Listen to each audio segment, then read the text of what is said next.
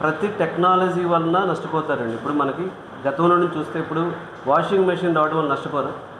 మనం ఎందుకు వాడుతున్నాం అంటే ఏ టెక్నాలజీ వచ్చినప్పుడైనా కొంతమంది నష్టపోతారు. కొన్ని కొత్త అవకాశాలు క్రియేట్ అవుతుంది. ప్రపంచం కొత్త అవకాశాల వైపు ఖచ్చితంగా షిఫ్ట్ అవుతుంది. ఇప్పుడు డిజిటల్ వచ్చి ఉండకపోతే శాటిలైట్ టీవీలు ఎంతమందికి ఛాన్స్ ఉండేది? ఇప్పుడు జర్నలిజంలో ఒక to add point to sir మీ క్వెరీకి, ఇప్పుడు మీరు వీడియో ఎడిటింగ్ కానివ్వండి, ఫోటోగ్రాఫ్స్ తీసుకోవడం కానివ్వండి, న్యూస్ రైటింగ్ కానివ్వండి, మీరు ఒక 2-3 అవర్స్ టైం అనేది పెడతారు ఒక ఆర్టికల్ రాయడానికి, ఒక న్యూస్ని క్యూరేట్ చేయడానికి. దానికి మీరు కనుక ఏఐ టెక్నాలజీస్ అండ్ టూల్స్ మీరే కనుక నేర్చుకుంటే ఆ 2-3 గంటల్లో చేసే పనిని మీరు లెస్ దెన్ హాఫ్ అన్ అవర్లో చేయొచ్చు. అదేంటే ఎఫిషియన్సీ పెరుగుతుంది. సో ఆ టూల్ అనేది మనం నేర్చుకోవాలి, దాన్ని ఎఫెక్టివ్గా యూటిలైజ్ చేసుకోవాలి.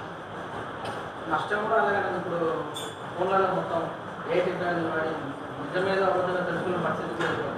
ప్రతి టెక్నాలజీ అడ్వాంటేజెస్ డిసడ్వాంటేజెస్ ఉంటాయి. అంటే మంచిగా వాడుకుంటే మంచి జరుగుతూ ఉంటుంది. ట్రాన్స్ఫర్మేషన్ అప్పుడు వచ్చే సిచ్యువేషన్ అండి ఇది. ట్రాన్స్ఫర్మేషన్ అయిపోయిన తర్వాత ఏఐలో ఉన్న అసలు ఏఐ వల్ల ఒకప్పుడు సైడ్ ఎఫెక్ట్స్ ఉండేవి అనేది కూడా మనకు ఆలోచన రాదు.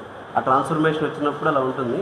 సో ఈ రెండు మాత్రం కవర్ చేయండి అండి. ఇవాళ అరోరా యూనివర్సిటీలో ఫేజ్ 1 స్కాలర్షిప్ టెస్ట్ బీటెక్ వాళ్ళకి ఇంటర్మీడియట్ అయిపోయిన వాళ్ళకి జరిగింది. ఫేజ్ 2 మళ్ళీ వచ్చే సండే ఉంటుంది అనేది కవర్ చేయండి. ప్రతి టెక్నాలజీ వలన నష్టపోతారండి. ఇప్పుడు మనకి గతంలో నుంచి చూస్తే ఇప్పుడు వాషింగ్ మెషిన్ రావడం వల్ల నష్టపోరు. మనం ఎందుకు వాడుతున్నాం అంటే ఏ టెక్నాలజీ వచ్చినప్పుడైనా కొంతమంది నష్టపోతారు. కొన్ని కొత్త అవకాశాలు క్రియేట్ అవుతుంది. ప్రపంచం కొత్త అవకాశాల వైపు ఖచ్చితంగా షిఫ్ట్ అవుతుంది. ఇప్పుడు డిజిటల్ వచ్చి ఉండకపోతే శాటిలైట్ టీవీలు ఎంతమందికి ఛాన్స్ ఉండేది?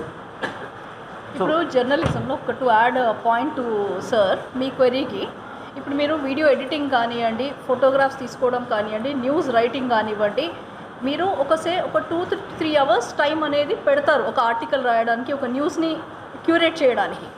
దానికి మీరు కనుక ఏఐ టెక్నాలజీస్ అండ్ టూల్స్ మీరే కనుక నేర్చుకుంటే ఆ 2-3 గంటల్లో చేసే పనిని మీరు లెస్ దెన్ హాఫ్ అన్ అవర్లో చేయొచ్చు.